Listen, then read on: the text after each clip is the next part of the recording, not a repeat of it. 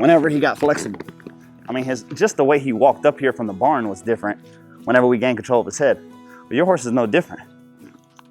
Pacey and spooky and have an issue with obstacles and all these things, not being able to side pass.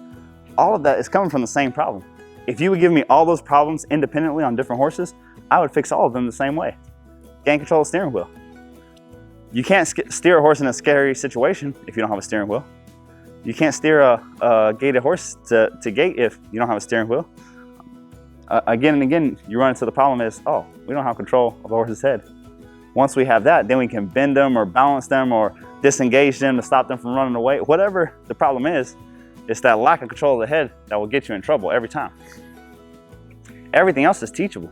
That's why you can take a horse, on day 1, day 2 of ever riding and take them out on the trail and be safe if they are sensitive and give their hindquarters. And then you could take a horse that's 10, 15 years under saddle and be in danger out there on the trail from the horse not giving those hindquarters because it's not sensitive, because it has experience of getting away with things. So right here, we're just gonna, a lot better day.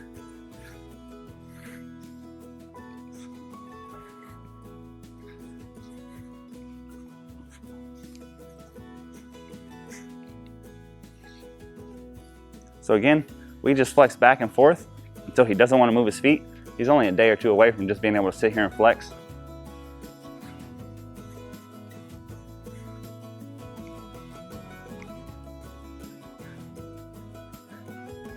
All right, so notice how quick I am going from one side to the other. If you want to break that head loose and the horse is just trying to follow his head, the busier you are, the harder it is for them to follow you with their feet, right? So I'm not giving up quicker. I have a ideal place that I want his head, a line in my head, and the second that his head passes that line, I'm releasing. But just like whenever we're going in motion, I would be flexing quick in motion if they're following their head. Very quickly, it's easier for them to let go of their head because it's hard to follow when you're going that quick. But when you go very slow and you flex a little bit this way and they follow it, and then you release, and then you flex this, he would spend 10, 15 minutes following his head around. But the fact that I went like this, he said, okay, I'll stop moving my body. This is easier than this. So much of the speed and the timing and stuff like that is, when are you trying to pressure a horse and convince them to do something different? When are you trying to release and reward them? So as he stands still and he's quiet, you see I'm slower and quieter about it.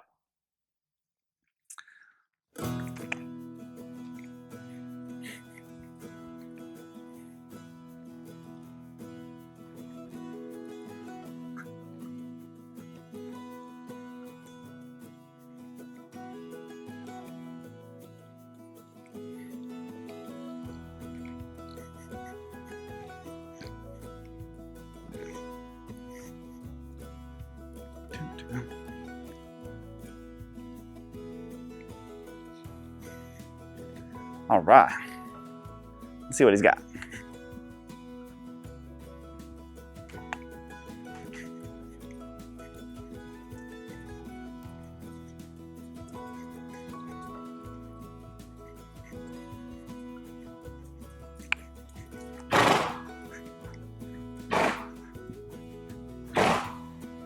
So you see day 2, a lot more comfortable, a lot more confident, gaiting forward, stepping under himself.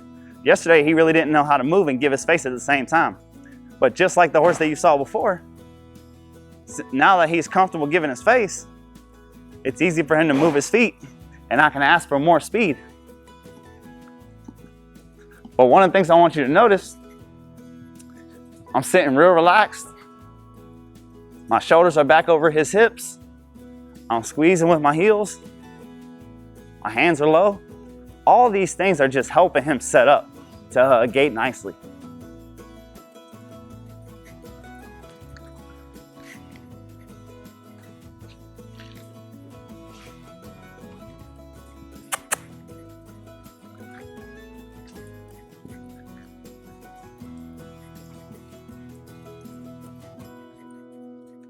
So you can see this guy is super smooth, super gaited, real easy going. He just was out of balance. The way that he was carrying himself, being resistant, was not beneficial to gaiting. It wasn't helping. Now that he's carrying himself the way we want him to carry himself, he can really go somewhere.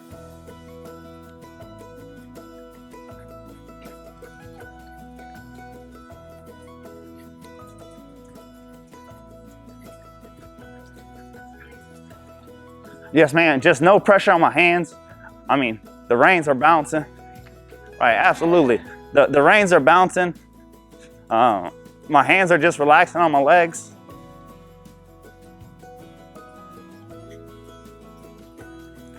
And you see, the more confidence that he gets, the faster and faster that he goes. And that's how you get a pacey horse to gait.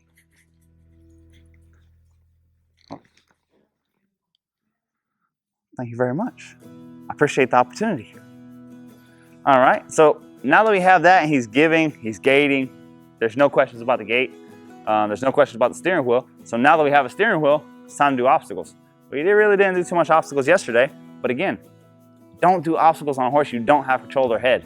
If they're not just giving you their face here, do that before you introduce the obstacles. I see people all the time go to an obstacle challenge and they can't control where that horse's face goes. So, oh, it's a spooky horse. That's not your issue. The issue is whenever he spooks, he locks up and just takes you wherever he wants to go and you have no say about it. No horse can refuse a push obstacle. And a push obstacle is anything that you can go through, go over, go under. No horse can refuse that as long as you have control of their head. Because if you have true control of their head, you can control their hindquarters. Well, if you can control the front and the back, I don't care how scared they are of it. You pull here, you take their butt away, now they're facing their problem again. They run off this way, you pull their face, disengage their hindquarters, now they're looking at their problem again. Very quickly they think, I have no choice, I have to try. And that's just what we want for them, is for them to try.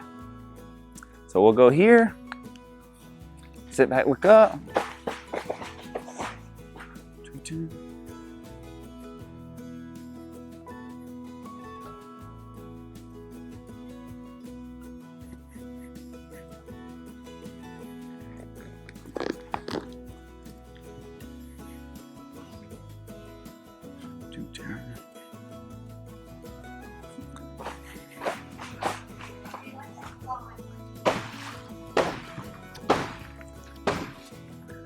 2, 2. Okay.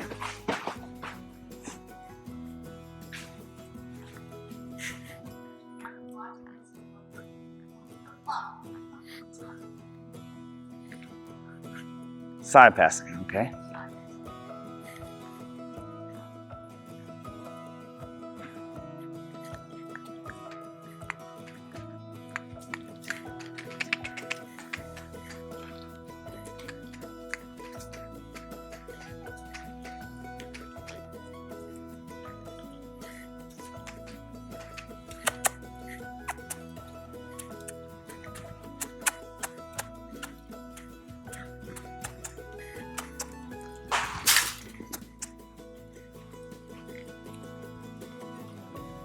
So we have that forward momentum going. All we do is turn his face towards the wall.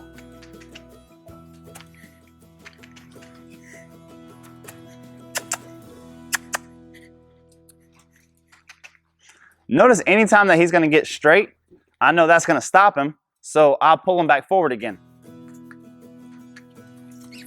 So right there, he was going to pull all the way around. Left hand, left leg. Left hand, left leg.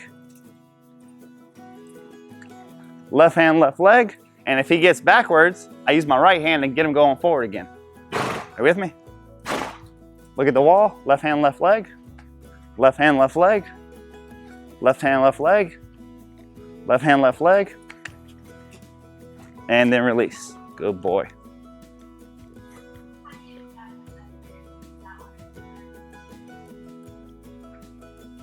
I'm always going to use this first. The squaring up on the wall is seeing if they're ready. So I'm always going to start with that forward motion first and disengage him. Worst come to worst, he's not truly side passing, he's leg yielding. Oh, that's horrible. Teach him something else. It's all the idea of that forward motion and getting moving. The thing about teaching them how to side pass like that, you're teaching them how to do it with motion, how to actually go somewhere. I find whenever you're trying to do it just step by step, just one little step and oh, good boy, that it takes forever. And then whenever you're trying to actually use it for something constructive, okay, side pass over here fast to this obstacle, we're trying to cut time. They can't take that pressure. You know, they can't, they're only used to it very slow and one step at a time, and anything more than that, it just blows their mind. So you want them to be comfortable, just moving their feet and going over. Not to mention, pacey horse, you have any issues down the road, which I don't think you will, but if you did, you could just put one leg on him, side pass him over to on the trail as you're going forward, and that's what's gonna happen to his body. Is you put that leg on his ribs, he leg yields over to the other side of the rail, and that takes him out of pace. But again, I don't think that's gonna be an issue for you guys.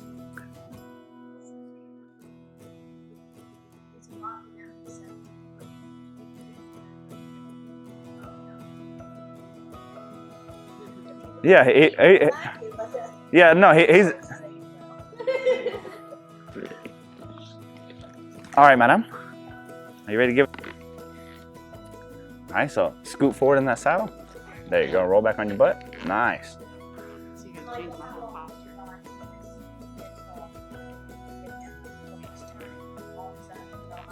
Absolutely, and it depends what you're trying to accomplish. If he's carrying his head so nicely, and you're just trail riding, you're safe in that to go anywhere you want to go. The way that he's giving to that, he can't take you. So if you change to the bridle, it's just because you want to change to a bridle, because there's no real reason to change other than. I ride just standard, but it's nothing. Yep. Well, the first time that you ride, the first time you go out and about on a trail and really spend some time on your horse in a halter, where you just hop off and go pee, and the lead rope's already attached, and there's nothing to, and the day's over, and you tie them to a tag line, there's nothing. It's simple, it's easy. All right, so hands low, sit back, look up, there we go. And just squeeze your legs and ask him to go. All right, so you don't have to hold him there, just, he knows that he needs to be there, that's it. That's it, look up, don't look at him.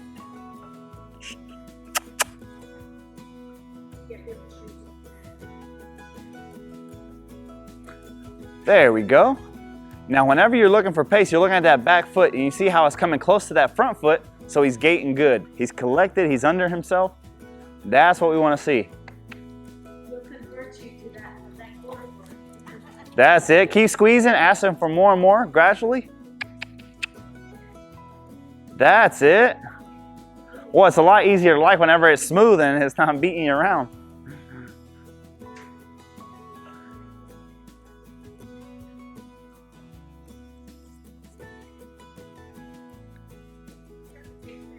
No, you're good, you're good.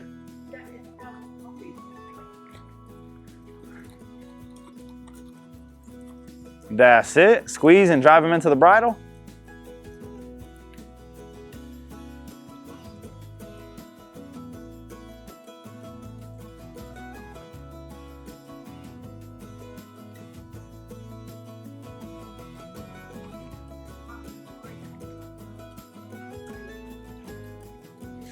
So the stiffness or the roughness is as his 2 feet get separated and he gets closer to a pace, and then he takes one more stride, feels your bridle, gives his head, and then his back feet starts.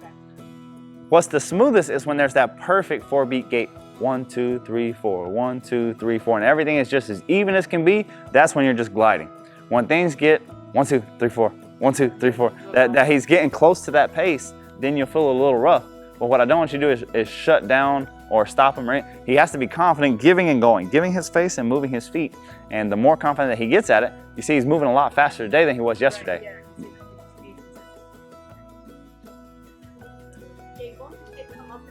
Absolutely. Because he's got to throw his weight back, so his head will come up and drop. So whenever you're watching from the outside, it's a lot easier to see, especially when, for him, he's not completely locking into pace, but he'll get close, he'll get a little off rhythm, and it'll be in conjunction to him stiffening up just a hair, because he's just figuring out, oh, I can completely give my face and move my feet at the same time.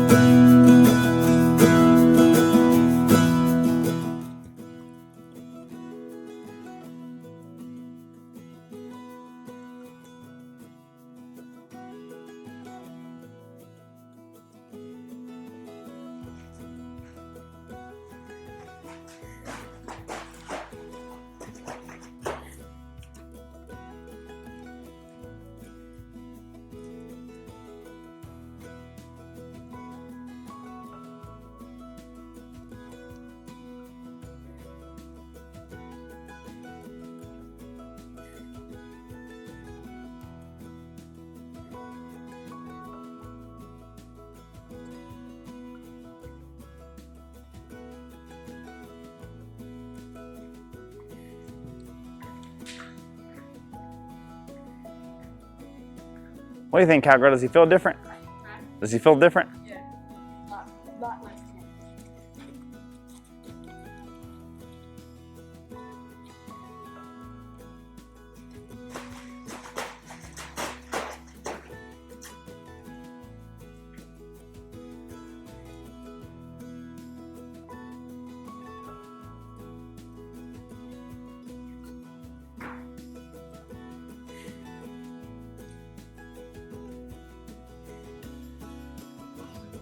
So now, as you go in straighter lines down the trail, down a fence line, he's going to get more and more confident moving like that, and the gait is only going to get faster and faster. Yeah, you just hold back to the speed that you want, and then release. Yeah. Well, and you still have that trail walk like that. Yeah. Okay, let's break him down to a trail walk. Hold him back all the way till he walks, and then completely loosen up on the reins. There you go. And if he speeds up, hold him back to that real creep, slow walk. Slower, slower, slower. And then release the reins again. There we go. The idea that you have a gaited horse that you can't ride with quarter horses because quarter horses walk too slow, who is in charge of how fast you're walking? If your horse dictates how fast you go, there's something wrong. So like,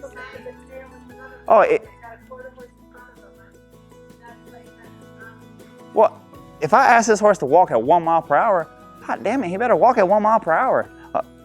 Because you have a gaited horse, he can't walk at 5 miles per hour. It's like even when he's walking at the pace I want him to, he still cannot. He still is right there on their tail Right. because he's just. So what you want from that is you need more respect out of that bridle. Do you see how sucked back he is and how he doesn't really want us grabbing his face? Well, if every time that he gets within 2 feet of that other horse or 3 feet of that other horse, you grab him and flex him and get him to give at the vertical, get him to give his face, he says, oh my gosh, I don't want that. When it's a repeat offender, it's because they don't respect the repercussion. You ever heard of a slap on the wrist? You slap on the wrist means. With him, when I do this because I just can't let it. Absolutely. So right now he doesn't want to be flexed. So if you get him in, right now he's gaiting perfect and we're not touching his face, he's able to be in complete freedom. So then if we want to walk at just a creep, granny gear speed and just walk just like this, we put him in a position where anything faster than that, we grab him and flex him and bend him and then release again as long as he's walking that slow. Very quickly, every time he goes faster, he'll start thinking, oh, I don't want to do that. It's the same way. It's more consistency too. Right. Because it's like I feel like I'm not getting through the whole. Exactly. And eventually, I either am not paying attention or Well, it's more. And then all of a sudden he's doing it again, and I didn't. But that's just the thing. We tend to, especially with the horses that we like, we love, everything's great and good. We tend to nag instead of, hey, don't do that. If we wouldn't have been serious about getting his face yesterday, we wouldn't have got the results that we got today. But yesterday we were saying, give me your face. Give it to me. That's my steering wheel. I want it. If I turn the steering wheel, you're going to give. And if we weren't serious and firm about it, then today he wouldn't be soft. Well, it's the same way with the walk. I want to have the horse that if I pick up the reins and ask him to go, that he's right there. But at the same time, if I say, hey, walk like this, that you can. If your car skipped a gear and you could only do 20 miles per hour, it wouldn't be a very good car. Because it's 20 or nothing. Can you imagine? You can't go through a school zone. But you can't let the horse dictate how fast you go. Yes, ma'am. When you were talking about slowing down for trail ride or whatever, I keep mine right over the tree. Absolutely. With the impulsion that I want. Yes. And so it does require making corrections. It's like, don't ever pick up the reins. But how do you feel about, letting your horses ride on? Because I saw you let go over here a few times. Yep. You trusted them to go across the park and stuff like that. So, I guess in my way of training, I kind of try to teach people they don't need to have the reins for speed control if Right. they get the freestyle kind of working for them. Well, so all the horses that we start are started on a loose rein. Yep. And then when you see us grabbing his face, the only thing we're doing with that is telling him where to put his head. It's not speed control at all. Very quickly, if I put you at a speed, you better stay there. Yeah, and then that's what I would do when you just mentioned that they sped sped up and you had them on loose rein, you only wanted to go this speed and they sped up. I took the reins and all of that just to Right.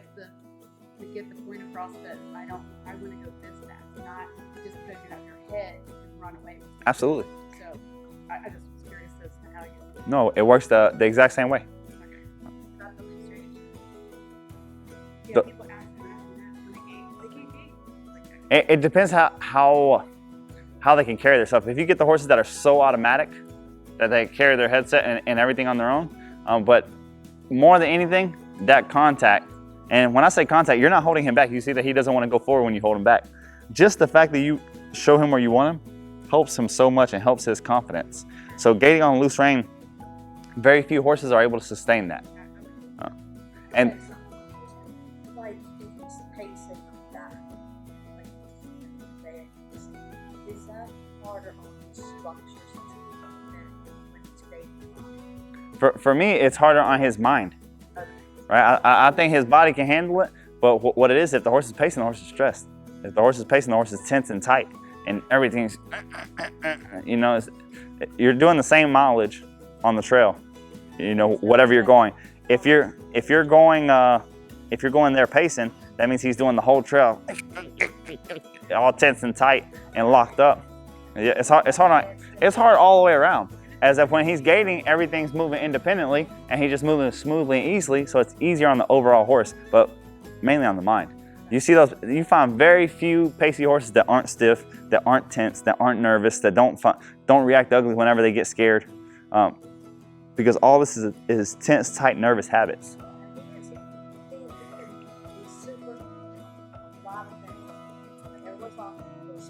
Right? Well, you'll see by getting him soft that it'll change that. It'll really change his overall demeanor. He's never been spooked. He's never done that. Well, that's good. But you can see his Right. jump to the The softer and easier that you get him, the less of that you'll see. Very good, thank you. Good job. Thank you guys. Let me give her a round of applause. Hey guys, thank you so much for watching our video. Make sure to get in the comments below and give us your feedback. Let us know what all problems you're having, if you're having any problems with the steps, if there's more videos or problems that you would like to see. We just want to better help you bond with your horse and help fix some of your equine problems and reach your equine goals.